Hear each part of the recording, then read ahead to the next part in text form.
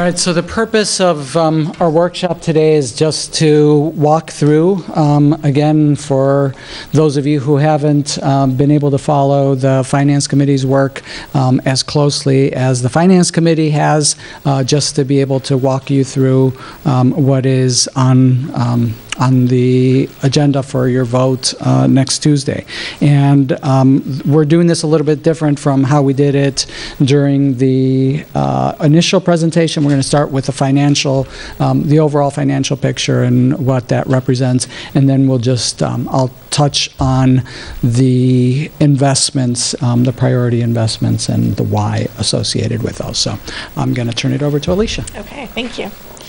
So, as Superintendent stated, we're going to start with the expenditure budget. We're going to talk a little bit about the revenue budget, the tax impact of all of that, and then I'm going to hand it back over to the superintendent. So, as mentioned, this is similar to what you've seen before. I will say that the only dollar value difference between the superintendent's recommended budget and the finance committee's recommended budget is, that should say finance committee, so I apologize.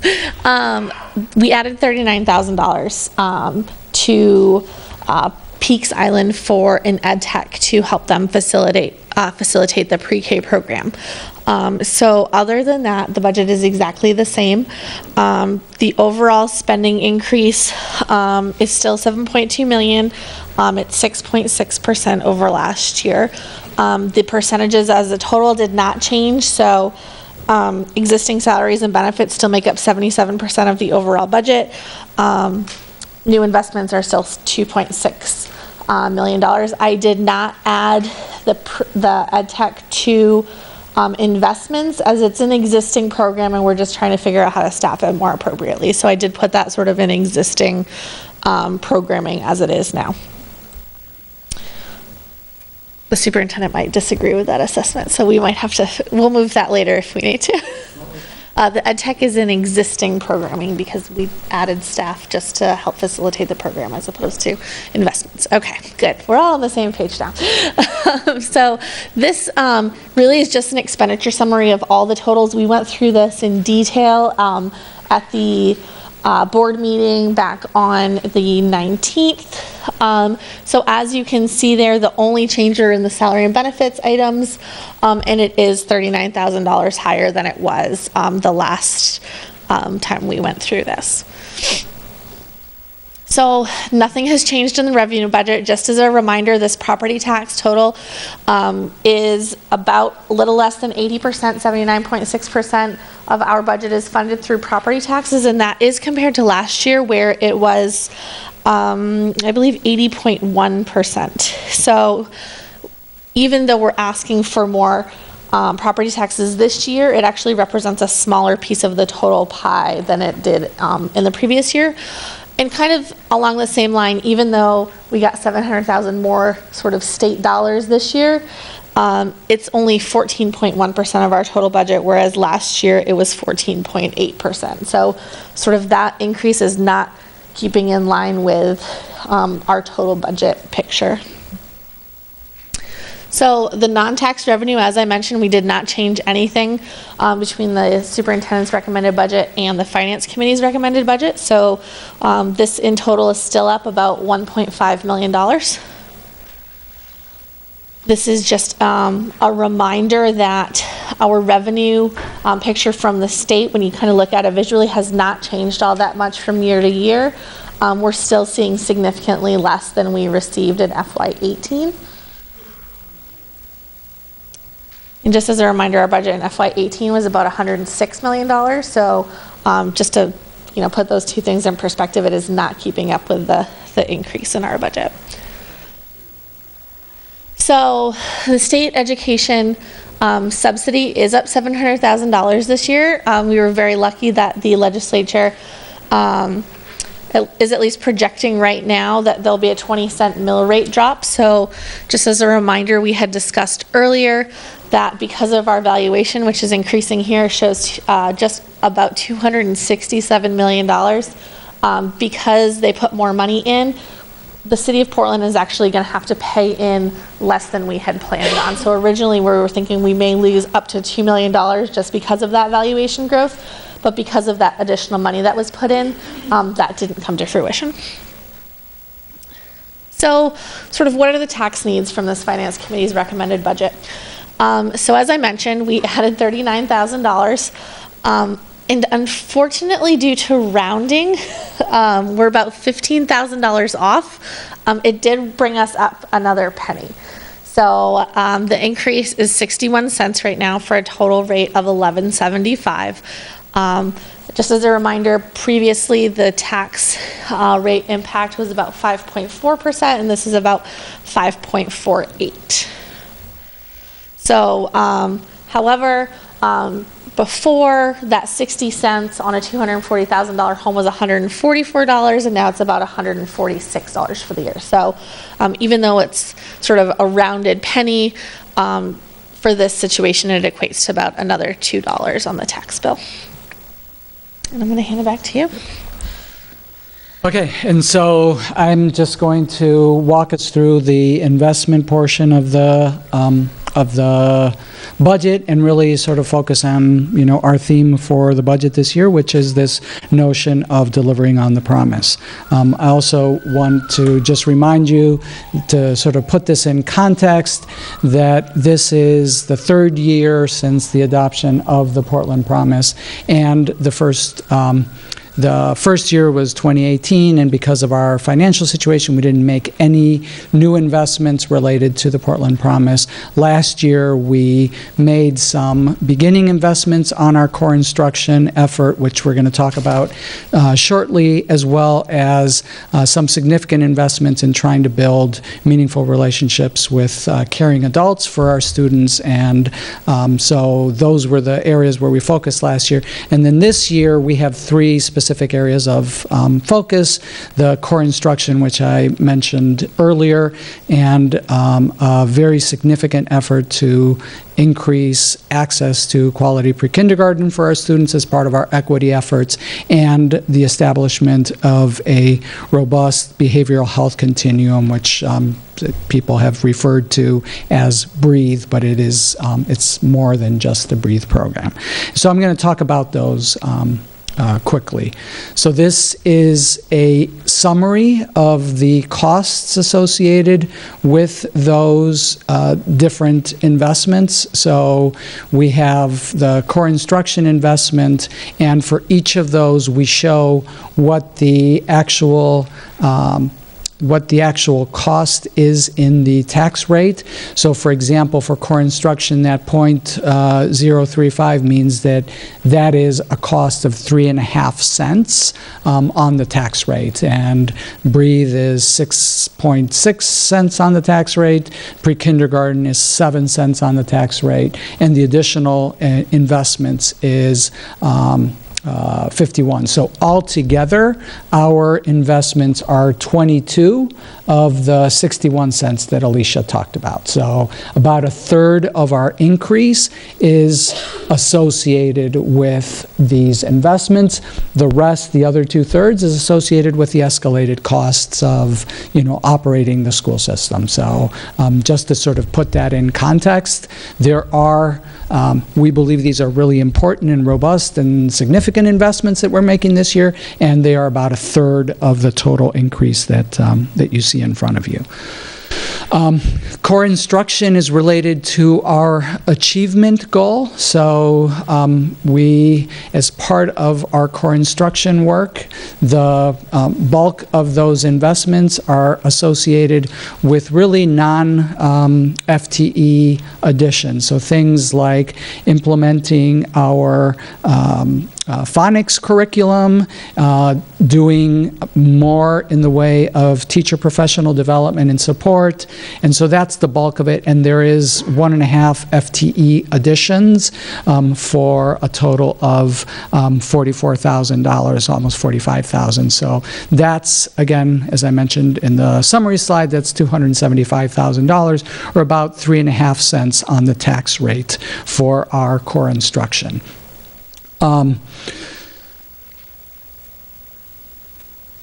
Next, our whole student goal and our efforts around Breathe, our behavioral health continuum, are all tied into our whole student goal.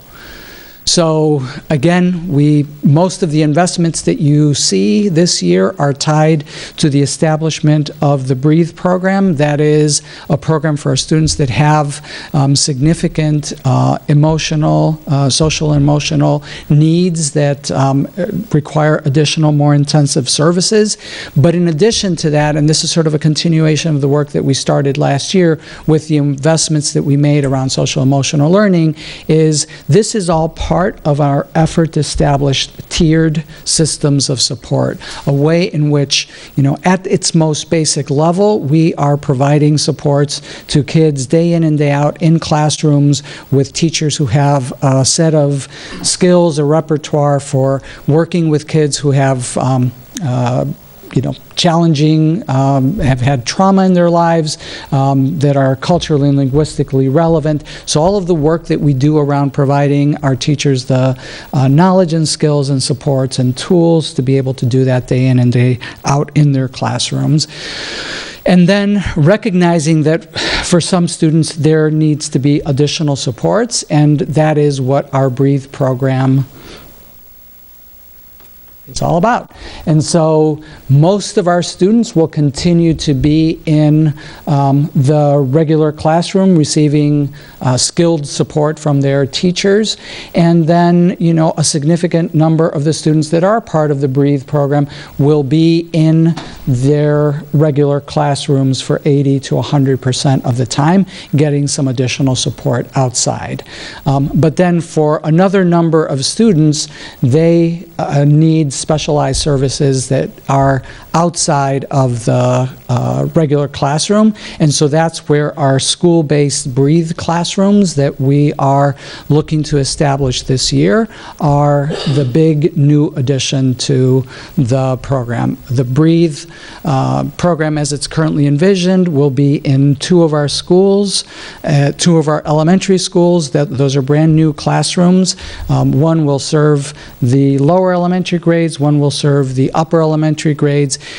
Each of those classrooms will have up to 11 students, and they have specific levels of staffing associated with being able to provide that level of support to our students. In addition to that, for the students that need even more intensive care, we will continue what we currently call our Bayside program, but is now the Breathe Day Treatment Program. That will be a self-contained, located in one building where students are there for intensive therapeutic support for, the bulk of their time until they're able to transition back into the mainstream. The total cost of this investment in terms of a budget impact is $530,000, or about 6.6 cents on the tax rate. But that one is more complicated, and so you'll recall that we've walked through this in previous presentations. We are leveraging federal funding from Medicare.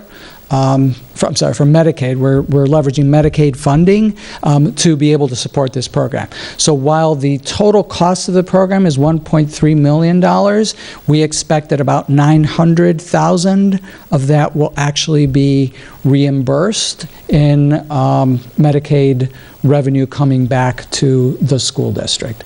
So that is the way that this program is actually financed. So this is one where you actually see in the budget that our increase is also a revenue offset increase of almost $1 million for this program. There is, in addition to that, $50,000. So this is the bulk of this is FTE additions. That includes 23 BHPs. It includes 5 social workers and a lead social worker. And the bulk of the investments are in people, and then the $50,000 is money to be able to sort of improve our facilities to be able to host these programs, to create the kind of learning environments that are associated with them. And then the last one of our core boy, I can't get it out. Our priority investments is in equity, and that's our expansion of pre-kindergarten. I don't really need to spend a lot of time reminding you. We've spent a lot of time over the course of the fall and winter, both in the whole board and then in the curriculum committee, talking about the importance of accessing high-quality pre-kindergarten for all students, but especially for students who come to school and have not had some of the educational experiences that other students have. And so this is one, this slide shows you the Pew Research around that. And if I can get this to advance. What we're proposing to do is to expand access by at least 140 new seats over the next 5 years. And as you'll recall, that is enough seats in public pre-kindergarten programs to serve all of our free and reduced lunch students who would want to access pre-kindergarten programs and to have enough leeway in our programs that we would be able to retain our current, a program that reflects our current demographics, so it's not just students who are free and reduced lunch eligible. The costs associated with this program are about $560,000, so about 7 cents on the tax rate. This increases our FTE by 13.5 positions. Those are the additional classroom positions that we are putting in place, the necessary staffing associated with those new classrooms, the 2 new classrooms that we're opening this year, the conversion of the existing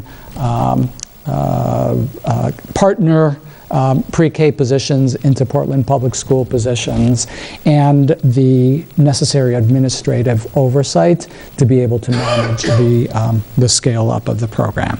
And so that's the 3 priority investments.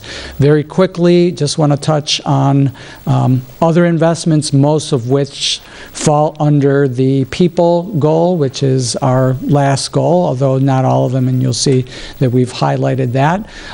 The majority of our investments are related to people, so we are we're refreshing our elementary teacher laptops. That is something that is absolutely needed. They have not been refreshed in, this is their 5th year with the same laptops. They're failing and they need to be replaced, and those are important tools of the trade for our teachers, so that is a high priority for us. We also are increasing the teacher leader position at Peaks. That position had previously been a 0.5 FTE for the teacher leader role, but the individual who was in that position also served as a special ed teacher on site, so they were in essence in the building for the entire period of the day, and that is not the case now, and so we've learned that we really need somebody in that leadership role full-time at Peaks, and so that's an increase in that FTE. We are making some additional changes around the way that we coordinate our special education program. If you recall, when we had teachers come out a month and a half ago and talk about some of the challenges that they face, you'll recall that some of the special education teachers talked about the challenges that they face balancing their teaching responsibilities with the management of IEPs and meetings and paperwork and things along those lines.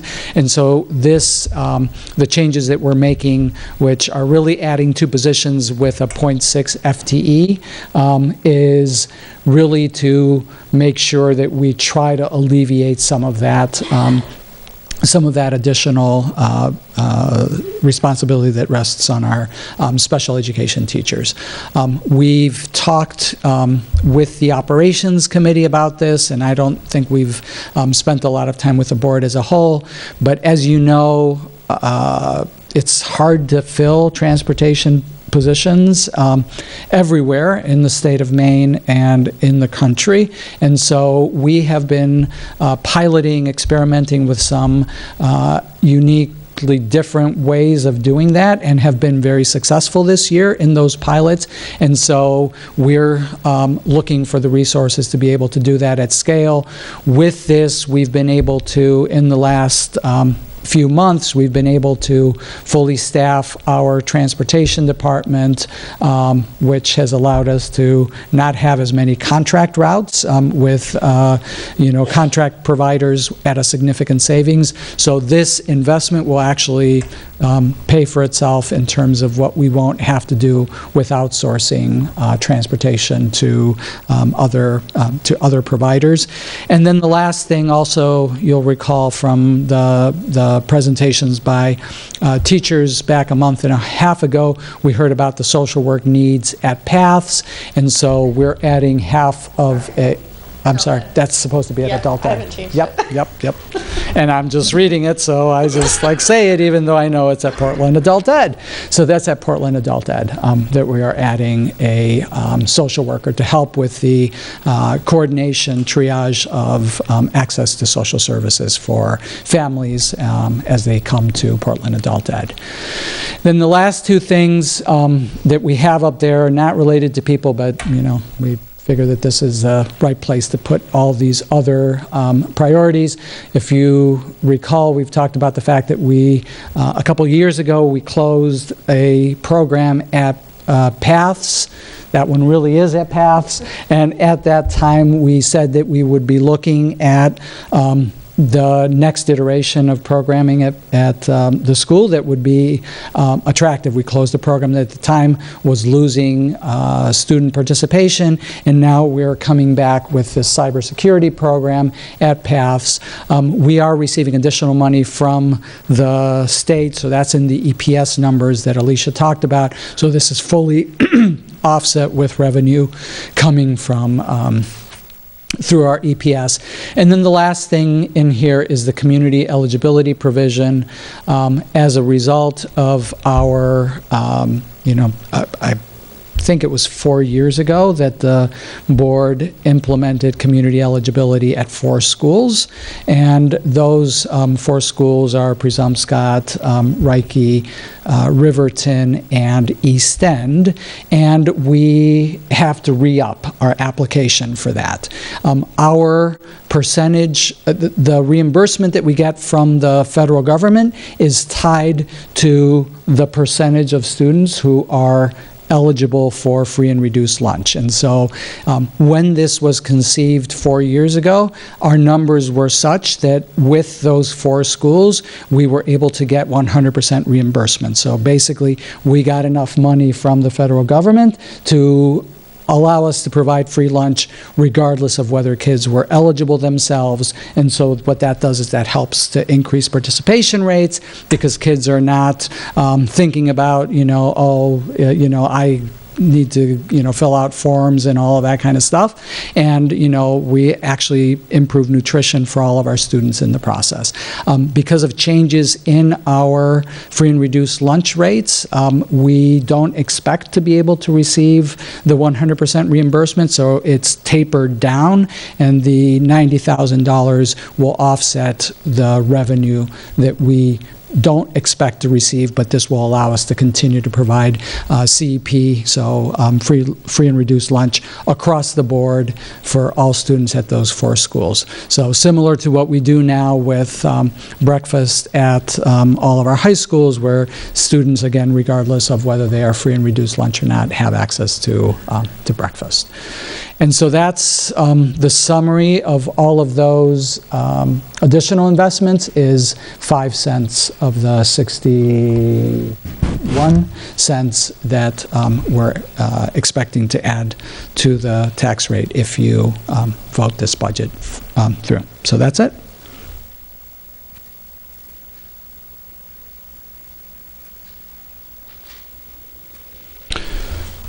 Questions? Can you just remind us the number of students with the BREATHE program that would affect? Krista, do you want to do that? Total number of students for the increase of the 31.0 FTEs in addition to what we already have? Yes, So how many total students serving? So it's 44 elementary, and so that would be the additional to there, So overall number of students in the district? like including high school and middle school? So that Yes, would for the be- program, Can I get my calculator out? certainly.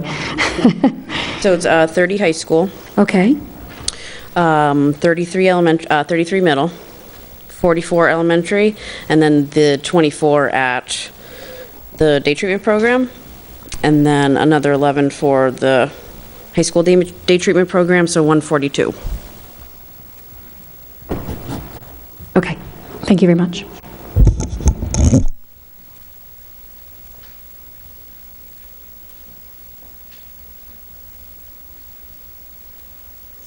I need to attend more meetings, I think, so Thursday night will be good for me.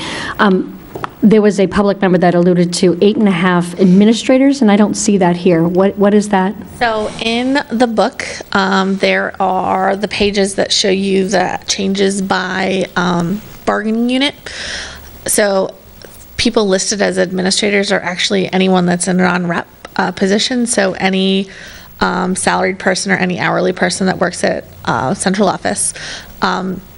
Some of those are transfers. Actually, 2 of them in my department should be in the base union, and they're not listed there, so there goes 2. And then, so it's a position in HR, a position in finance, and then many of these investments we're seeing here. So there's a pre-K coordinator added that would show up here, pre-K admin assistant staff that would show up here, multilingual addition for pre-K that would show up there. There's the moves for transportation actually show up as admin, but they're not. So it's not really administrators, it's a variety of in and out positions. So I think we should maybe put little asterisks, maybe in explaining that, because I think the 8.5 administrators, when people think of administrators, they're thinking principals, assistant principals, and/or people of a certain income up. And so, It's non-rep employees. okay. But I just think that with the community too, I guess that if they see 8.5 administrators, they're thinking high-paid positions. I think that's what was being alluded to here, and so it's sounding as though that there's lumps in there. And then the change in, I'm not sure why we're putting the change in transportation under administrators either. Can you explain why would that be So there? there's just, there's a little bit of change in administrators in actual, if you remember in the budget last year, we cut some FTE of the director and the operations manager. So there's .08 add back for both of those positions. Actually cost less than it did last year, just due to the transition of who's in those positions. Okay. So then the 50, overall, the 53 people added, that was alluded to, I got to the 45, so 46, so I'm sure the 53. I forgot what I was going to just say. Oh, Lord.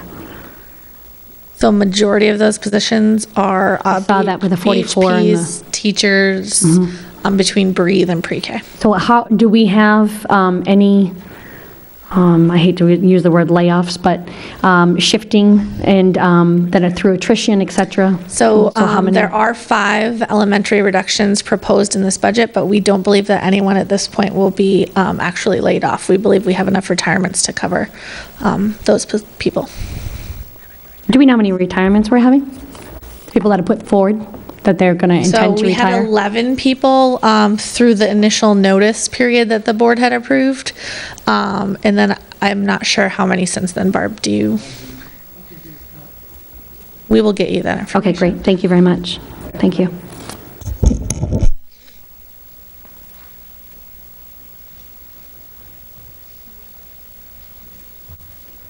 Ms. Bond? Yes, I just have a clarification question about the brief program. When we mentioned about the 23 point, the EdTech, those going to be spread on all the different schools, because I think we're going to have some elementary school, high school, and middle schools.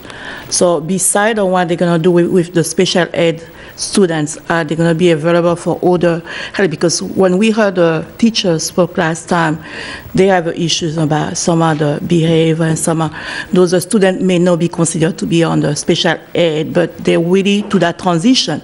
They may need some help. So while we have a number 23 ed tech, then we adding on the top of what we had already. They're going to do beside on doing just for the specific assignment they have.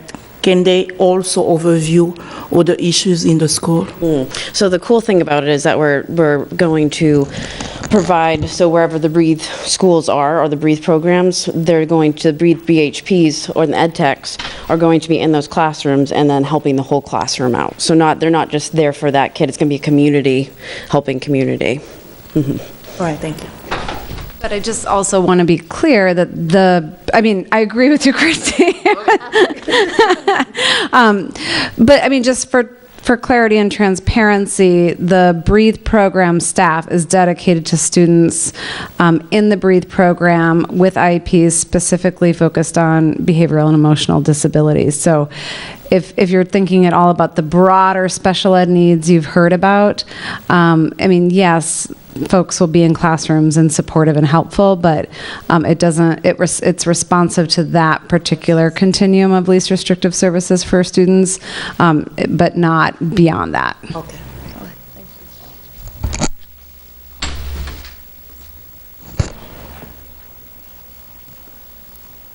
you. Mr. Atkinson. Thank you, Chair. I wondered if someone would touch on the Breathe program, the 75% that we've anticipated of the Medicaid subsidy for the first year, and how that's expected to increase in subsequent years.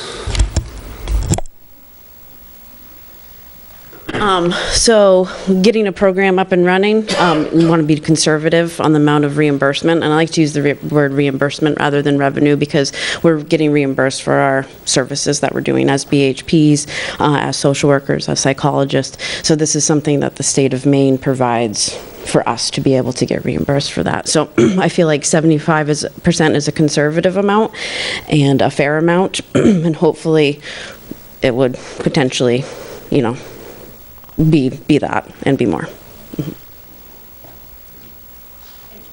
Did you want more information about how it works in terms of what we have to provide in order to get the reimbursement, or? No, I just wanted to raise it and just make sure that everybody on the board was familiar and understood that this was the estimated amount for reimbursement and that could increase in the out years.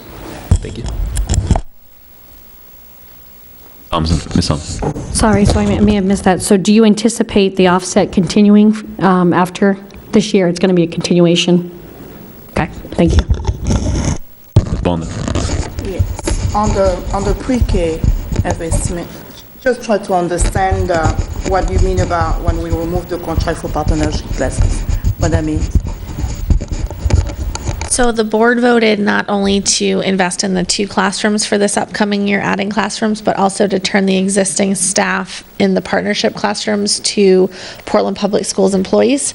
So the idea would be that we would add enough staff for 5 classes, but we would take out the payments we were making to contractors. So that's what that $170,000 is, the 3 partnership classrooms. There likely still will be incremental payments that we'll need to make to those providers just because we're using their space. But for the most part, we saw those staff adds as an offset to the contract costs.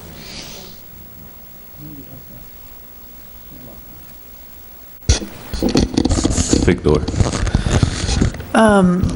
While I'm very supportive of this budget, I have some level of concern about the reduction in elementary school teachers because it leaves us in some situations at the high end of the range of the acceptable ranges going into this new school year.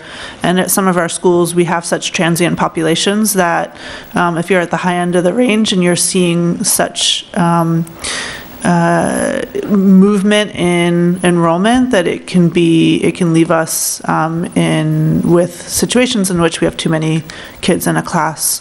So at Reiki last year, I believe about 100 kids were enrolled or left the school over the course of the school year, which can leave us in situations when we're at the high end of the ratios, where we end up with classes that are too large. So I wanted to ask the superintendent for to recommit to being very aggressive in monitoring class sizes as we get into the summer and into the new school year. I know that we added new positions at Lyseth this year at the very beginning of the year, but I also have a concern that as we get into the school year that I want to ensure that we're as careful in ensuring that we're not ending up with class sizes that are too big. As a parent, when my now sixth grader was in second grade, she had 26 kids in her class, and it really affected her ability to learn, as well as her classmates' ability to learn. 26 kids in a second grade class is too many, and I don't want to get us back to a situation where, a time where that's the situation that our students are facing. As you know, we are committed to doing that. We did that last year at Lyseth and at East End, and we'll continue to do that. And principals, trust me, they don't let us just sort of hide, so they'll let us know.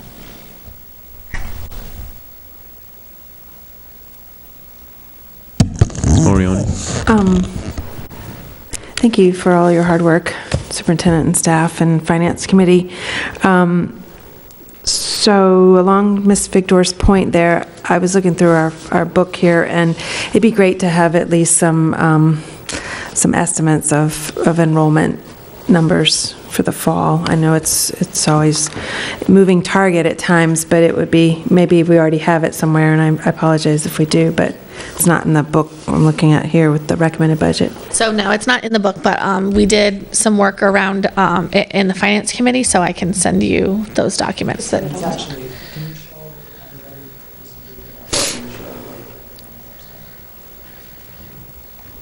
Oh, you're making me use a Mac. All right, so.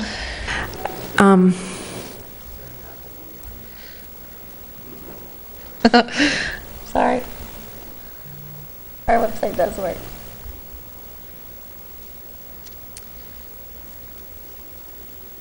Is it green that makes it bigger? Does green make it bigger? Okay. She's scared of that. I'm a PC person, everyone. So under district home, you can go to the FY20 development. There's like a little tree here, FY20 development materials. It opens up a Google Doc. So everything that we've given to everyone essentially is on here.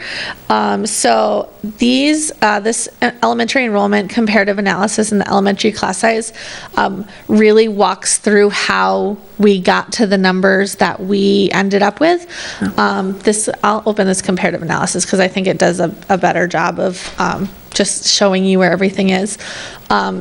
So I want to point out that when we started this look at the beginning of the year, there were 3 classes that are over, sort of the policy range, but there are 14 that are under. So that means, if we're saying first grade should have 18 to 22 kids, there were 4 schools that had less than that. So, we tried to kind of come from both angles. So this just shows where adjustments were made, and those were 2 positions at Rowe, 1 at Lyseth, 1 at Ocean, and 1 at Presumpscot. And we've been in contact with all of those schools, and like we said, if something happens and there's a lot of breathe kids that move into Rowe and kind of push that over, if that's where the program ends up, then we will make adjustments accordingly. So what this budget does do, and I just want to be very clear about that, we've looked at kids pushing into schools where those breathe programs might go without taking them out of their sending schools. So that's essentially double counting these kids for the first year, just to make sure that none of those places went over, and they didn't. We looked at, Rowe has a lot of shared classrooms, and in the situations, like that 3rd and 4th grade did not go over the threshold for those, even with the push-in of, I think it was 3 kids per grade level that we did. So we did look at this, but again, if something happens and, 10 of those kids are in one grade, of course, we'll make adjustments as we need to. Just like we took a position away from Lyseth last year during the budget process, and we added one right back in at the beginning of the school year. So, yes. Ms. Thompson? Thank you. Can I continue? Oh, sorry. Thank you. Sorry. I guess my only request would be to have it all there, because, I'm sure when on Thursday night when you're talking to city council and stuff, they're going to ask enrollment figures and that was my other thing. we have the enrollment as of to date, or the 2018, but I'm just thinking in terms of oftentimes when they boil it down to kids, number of students, and as one of our public constituents said about you only have X number of students added, but yet this amount of it's just helpful to kind of have it front and center about where they're going. Bring this up with the City Finance Committee. This wasn't available the last time we met with them, this attending enrollment. This is also in the budget development materials under the March 28th meeting. Yeah. But essentially, this incorporates the work that we did to project elementary enrollment. Oh, okay. Yeah, that would so help. that's where that 15 projected comes from that Steve mentioned. That's great. Yeah, that projected one line's missing, so that's helpful. And my other question was regarding going back to the core under curriculum. Just a second. Okay. Core instruction. And we got a thorough understanding of the math coaches added and the STEM coordinator addition. So it says that we're only having 1.5 FTE, but then looking at the chart, it looked more like it was 2.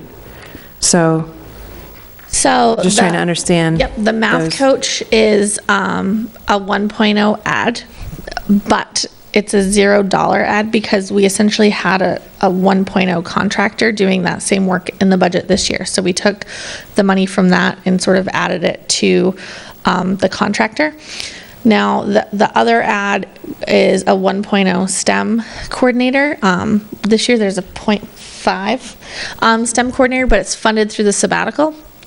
So we're essentially bringing on a 1.0 for next year. We're making that full time, and we're getting rid of the sabbatical position. So that's the net 1.5. Comment. I think my only comment is that although I'm extremely understanding of the Breathe program, I just have to say that thinking about, again, our core curriculum and looking at the dollar amount for that and understanding the number of students it affects, I guess I just wanted to put it out there that I wonder if, I know we've gone slow, we started the Breathe, the work with our special needs students slowly, but I'm just wondering if there's a sort of more of a staged approach that could get us through if we do need to look at other options of reducing the tax burden potentially. Just to put it out there, because it seems a little bit like this is the full-blown plan of that, and just curious if there's like, if we wanted to stage it out a little bit more. Yes. So, and you don't have to even answer it if that's I not just want to up let there. you know that was a kind of a deep dive discussion Malia, Christy, and I and Deb went into last week. Yeah. And it is a little bit more complicated, and I know that we could talk about that specifically as if that's something that going forward needs to happen. Certainly some grade levels subsidize others, to be perfectly honest with you. At some grade levels, we're getting more reimbursement than the staff we're adding. At other levels, it's helping pay for those other levels. So it's a little bit more complicated than staffing. the staffing levels in there are required in order to bill for the reimbursement. So if we don't have the staffing levels, we then can't seek reimbursement for I it. see. So that's sort of why everything was added all at once. And then one final question on that. So as we look at this going forward, this is what we can expect of an investment each year, or is this an This is upfront the program. cost? This is like the upfront cost. If you want to add more classrooms or, there's more students that you need, I would assume we would need to staff up for that. But this is not, we're not going to come back and ask, I don't believe, for 31 more FTE for the Breathe program next year. Right. This is our, projection of what the full program looks like. Again, if the numbers increase, then there would be additional staffing, but this is to basically start a whole sort of aspect of this program that wasn't currently in place. There will be additional costs as those costs escalate. So people's salaries go up and things along those lines. So there will be incremental costs associated with it, but there won't be another $530,000 or $560,000 to continue Breathe. It's not like with pre-K where that investment that you're seeing this year will be compounded next year if we add an additional set of classrooms and so on. All right, thank you. We can go back to the slide that Alicia had up of the projected enrollments. That one. It's right here. That one? If we could scroll down to show the whole picture, okay. So I'm just curious on the high school, on the high school level, caseload. I know that we've had in the past a certain level in which each teacher had a caseload of students. And so how is that with the decrease in high schools, et cetera? And then how the numbers might play out across. Are we looking at caseloads, number of students for the high school, because those numbers are decreasing? So I think it was like 125 or 150 caseload that we had in prior years, something around those. It varies for, for programs. I mean, there are some programs where people have 120, 125, and then there's other programs where people have 60, 65, just because, there's less kids that sign up in those classes, but you still need to offer, those classes. So we do have, per teacher, the class loads that everybody has, and they're not significantly different from what they were last year. We obviously don't know what they're going to be. We're still working on high school staffing. As you know, we've had some significant shifts of enrollment in our high schools for next year, so we will need to make adjustments as a result of that. Okay, thank you very much. I think Ms. Victor had, and then Ms. Bondo. I had a follow-up to Ms. Morion's questions, which are, do we anticipate spending less money sending special ed students to keeping special ed students in district with this ramp-up of the Breathe program? No, in so much as we currently have in district day treatment. So we're saving money by not having to send students out of district that we would otherwise if we didn't have Bayside. And so by retaining an in-district day treatment program, we are avoiding having to send students out, if that makes sense. And then there will always be, a few cases of students that have really special and unique needs, and then some students that aren't being sent out because of emotional disturbance, but other disabilities completely, and there will still be a need for a handful of those.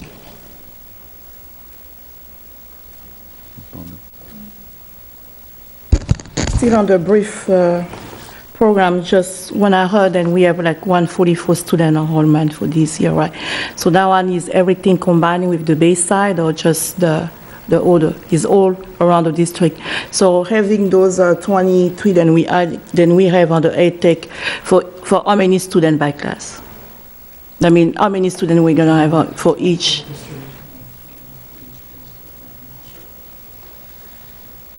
So at the two elementary schools, there's going to be, so this is one, this is another. So one elementary, so there's be one K2 room and 135, the other one K2, 135. And each room will be a special ed teacher, 4 ed tech BHPs, and 1 social worker overseeing each school. How many students in each class? 11. 11 in each. And then, do you want to know just elementary? Yes, about the high school, about the middle school and high school. Sure. Middle school, there's going to be a capacity of 11 students per classroom. There's going to be 2 BHPs, and 1 special ed teacher, and 2 social workers overseeing the 3 schools. So how many we used to have before, like on the base side? So Bayside's different. So currently at the middle school, or do you want to know just what's No, because before we didn't have the BRIEF program inside of the school, so we tried to implement that one. That's the first time we will have it. So at your Bayside program, how many students you have and how many? Sure. Okay, I see what you're saying. Yes. So okay. We have a visual. Oh, okay. Okay. All right. There we go, that's helpful. And so the Bayside isn't going away. So breathe State treatment, there's still going to be some type of K-12 program still there. So, but the K-8 will be a little bit smaller, be a capacity of 24 students. I think that's down a little bit. 24 students, but this is showing the full K-12 spectrum. Okay. And so up here will be the middle and high. Can we have that page? Can you just send it to us? Do we have it? Is it the other book? Budget development materials. So it's actually right here, the Breathe program staffing plan. Okay.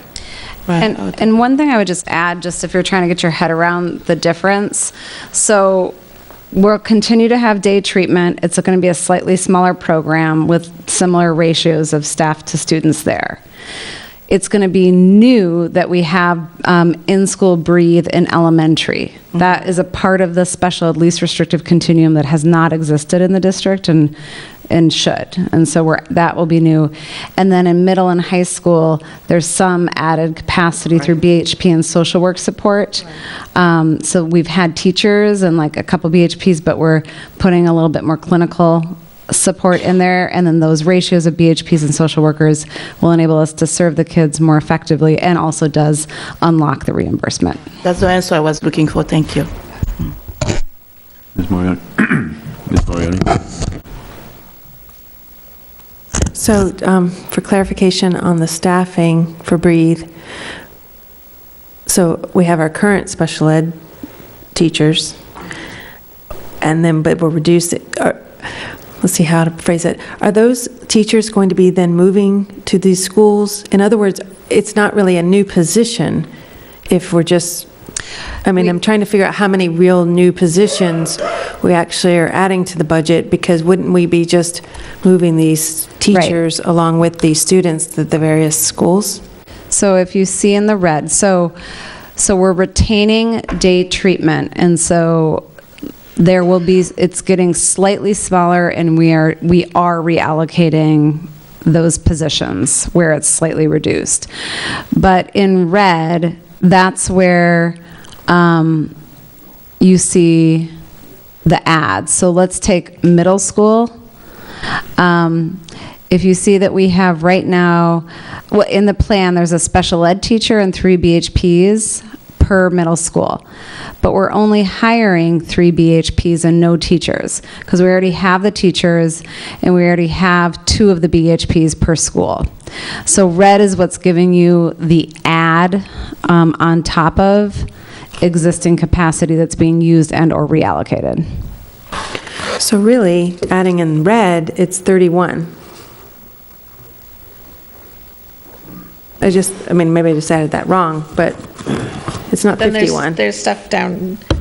Oh, So this part down here is the summary. So 1 lead social worker, 2 special ed teachers, 23 ed tech BHPs, and 5 social workers. One other thing, just on the ed tech BHPs, there's also, Ms. Morioni, a reduction, a slight reduction in outside BHPs. So that's another thing we've talked about with this, just as a reminder. So there are some outside agencies that provide BHPs. We're not completely eliminating those, but we are reducing those contracts with outside agencies as well. So there's a a reallocation of funding in that regard as well. So with our current staff, are we laying off any of those staff, or they're just going to be in our Bayside program? They're not our staff? No. We're not laying off any of our own staff. I mean, the only kind of reduction would be those outside contracts with agencies that provide BHPs for our students. Again, not all of them, but a chunk of them will be eliminated. And the teachers that are currently at Bayside, they are still going to be our teachers, and, okay, and then we will be adding additional, okay, thank you.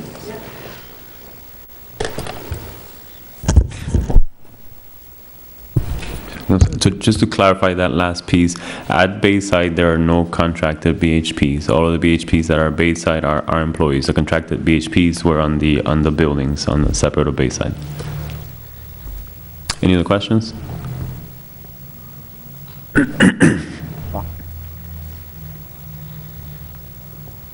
None? I don't think I had any questions. A couple of things that I wanted to have clarified actually came up, and I'm glad that we covered them. Do you guys have anything else? You know, obviously, we are meeting less than a week from today, so if you have any additional questions over the course of the week, you know, a lot of the, you know, I know that most of the questions came from the folks that were not a part of the Finance Committee, which was expected, and that's why we wanted to do this. But as you dig into some of this information, if you have any questions, don't hesitate to reach out to me, to Alicia. We'll coordinate getting whatever else we need from folks, and, you know, just so that we're ready to go next week. One last thing. There was the collection of all the questions that had been brought up and they were answered. Those are also on that Google Doc page, and there's actually pretty good explanation of the questions that were brought up and that were explained in there. So if you have a chance, go through that. I think it'll help clear it up. Yes, I believe it's in the Finance Committee packet. Okay, maybe we can. Can we break that out tomorrow, the questions and the answers? So can you guys work together on that, just so that it's not just sitting there as Finance Committee packet? Yeah. All right. Well, that makes it even more important that we actually find it and label it appropriately. And one last point to that, because I just had a quick little talk with Axel a moment ago. Some of the questions that you brought up on the Finance Committee meeting specific to adult ed were discussed, and you'll find the explanation on that document as well. So we can make sure that you're clear on that, because I know that was something that you wanted us all to be aware of as far as adult ed issues that you wanted to shed some light on. Ms. Thompson. So clarification, so did you say, Superintendent, that in the Finance Committee packet, you're going to pull out the Q&As that have been asked, so it could be? We're not 100% sure it's there, but... Look, there it is. There it is. So it is there, yeah. We will pull, Can we pull that out and just do a Q&A. Okay, great. Thank you very much.